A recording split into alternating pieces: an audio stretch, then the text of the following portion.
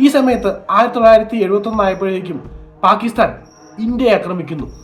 ഭാരതത്തിന്റെ അന്നത്തെ പ്രധാനമന്ത്രിയായിരുന്ന ഇന്ദിരാഗാന്ധി വളരെ നല്ല കാര്യം എന്നാണ് അതിനെക്കുറിച്ച് പറഞ്ഞത്.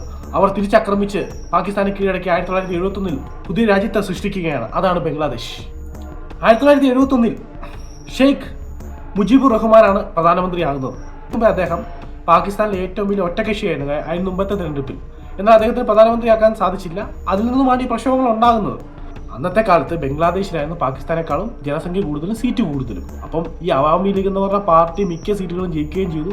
പുള്ളിയെ പ്രധാനമന്ത്രി ആക്കണമെന്ന സ്ഥിതിയായി. അതിനെ അടിച്ചമർത്താൻ തുടങ്ങിയത്. അങ്ങനെയാണ് ഈ ബംഗ്ലാദേശ് എന്ന് പറഞ്ഞ രാജ്യം ഉണ്ടായത്.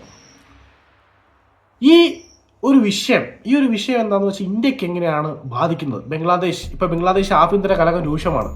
അതായത് 1971 ഷെയ്ഖ് മുജീബുർ റഹ്മാൻ പ്രധാനമന്ത്രിയാവുന്നു.